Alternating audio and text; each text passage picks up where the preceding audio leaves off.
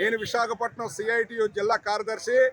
ఈరోజు 26వ తారీఖు నుండి మున్సిపల్ కార్మికుల న్యాయమైన డిమాండ్లు పరిష్కారం చేయాలని ఈ రాష్ట్ర ప్రభుత్వానికి రాష్ట్ర వ్యాప్తంగా అనేక సార్లు విన్నమించుకున్న ఎట్టి పరిస్థితుల్లో కదలిక లేని సందర్భంలో, గత్యంతరం లేని సందర్భంలో సమ్మె 13 రోజులు నోటీస్ ఇచ్చి ఈరోజు సమ్మెలోకి దిగాము.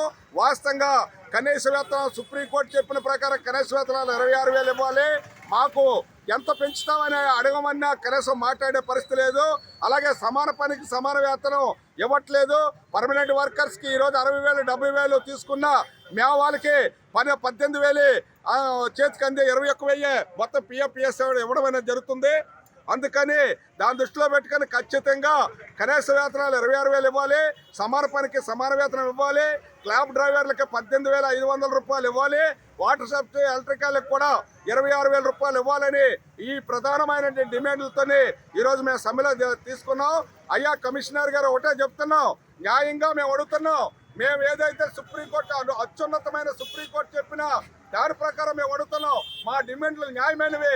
మీరు పరిష్కారం చేయకుండా ఎవరినో కొత్త వాళ్ళు తీసుకొచ్చి వాళ్ళలో పెట్టిస్తే మేము మా దళిత ఓడలు మేమంతా దళితులమే, కష్టపడి పనిచేసే వాళ్ళవి.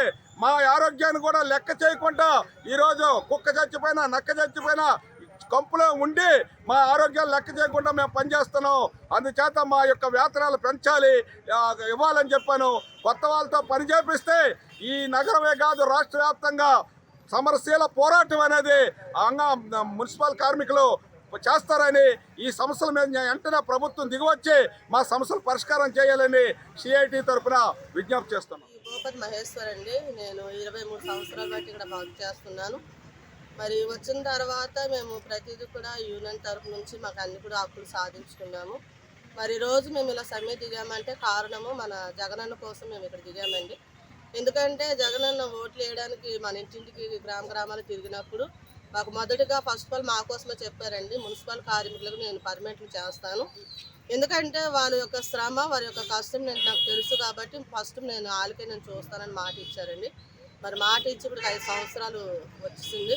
మరి ఇంకెన్ని రోజులు లేదు కాబట్టి ఏ న్యాయం చేయాలన్నా జగనన్నే మాకు న్యాయం చేయాలని మేము ఆశతో ఇక్కడ సమ్మె చేస్తున్నామండి. దేనికంటే మాకు ఇప్పుడు వచ్చిన పరిస్థితులు బట్టి, ఇప్పుడున్న పరిస్థితులు అన్నీ కూడా ప్రతిదీ కూడా రేట్లు పెంచుతున్నాయి. ఒక బియ్యం కొనుక్కోలేని పరిస్థితి అయిపోయింది. పిల్లలు చదివించుకోవాలన్నా ఇప్పుడు వచ్చిన మా జీతాలు 13,000 మాకు వస్తుంది. 15,000కి 2,000 కటింగ్లు అయిపోయి 13,000 ఇస్తున్నారు మా చేతికి.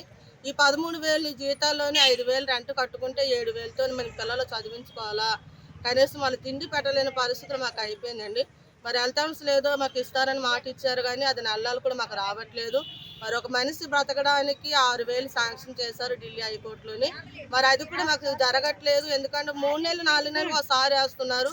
వేస్తున్నప్పుడు అది ఒకసారే తినేస్తున్నాం కానీ మళ్ళీ మా ఫస్ట్ నెలకు వచ్చినప్పుడు మాకు ఏది కూడా ఉండట్లేదు. అందుకని మాకు హెల్త్ ఇచ్చినా సరే ఏదో మాకు దయచేసి ఇచ్చి పర్మనెంట్లు చేస్తారని ఒక జగనన్న అక్క చెల్లెలుగా ఒక అన్నగా మేము నిలబడి మేము అడుగుతున్నామండి. ప్రాధేయపడి అడుగుతున్నాము మా కుటుంబాల కోసము. కొద్దిగా జ్ఞాపకం చేసుకోండి. ఎందుకంటే ఉన్నప్పుడే మాకు ఏదైనా చేయగలరు. మీరు కానీ వెళ్ళిపోయారంటే మాకు ఏది చేయరు. మా ఓట్లు అయితే మీకే వేయాలని ఆశిస్తున్నాం. ఎందుకంటే మీరు చేస్తారని ఫుల్ నమ్మకంతో మేము ఇక్కడ నిలబడి అడుగుతున్నామండి. ఒక్కసారి ఆడపడుచులకి అందరు కూడా ఒక్కసారి మీరు ఆలోచించండి. మా పరిస్థితులు ఏంటో మీకు తెలుసు. ఎందుకంటే కార్మికులు అంటే కరోనా టైంలో కూడా మా ప్రాణాలు కూడా అనంగా పెట్టి మేము పనులు చేసామండి. మా పిల్లలు వదిలేసాము, మా కుటుంబాలను వదిలేసాము. మేము చస్తామా బ్రతుకుతామని కూడా మేము ఆలోచించలేదండి. ఎందుకంటే మేముంటేనే ప్రజలు ఉన్నారు అనుకొని మీరు కూడా అన్నారు. మాకు పాదాభివందనాలు చేశారు, పాలతో అభిషేకాలు చేశారు. అన్నీ కాదు కానీ ఒక్కసారి మాకు పర్మనెంట్లు చేసినట్లుగా అయితే అది మాకు పాలాభిషేకం చేసినంత ఉత్తమమని మేము అనుకుంటున్నామండి. ఒక్కసారి మాకు దయతలచండి. మాకు పర్మనెంట్లు చేయాలి, జీతాలు పెరగాలి. ఎందుకంటే ఇప్పుడు ఉన్న పరిస్థితులు అయితే ఏమి కూడా మేము బ్రతకలేని పరిస్థితి అయిపోయింది. 50,000 తెచ్చుకున్న జీతగాలు బతకలేకపోతున్నారండి. 13,000 తెచ్చుకున్న జీతాలు మేము ఏం బ్రతకాలము? ఒక పూట తింటే 2 పూటల ఆకలితో ఉంటున్నామండి. మా పరిస్థితి ఒక్కసారి మీరు జ్ఞాపకం చేసుకున్నట్లయితే మాకు అదే చాలు. అక్క చెల్లెలుగా మాకు గుర్తించండి, మా కుటుంబాలను జ్ఞాపకం చేసుకోండి. ఏదైనా మీరు ఉన్నప్పుడే మీకే మేము ఓటేయాలని అనుకుంటున్నాము. మాకు పర్మనెంట్లు చేసి మాకు ఏదో మంచి మేలు చేస్తారన్న నమ్మకంతో నేను ఈ మాట చెప్తున్నాను.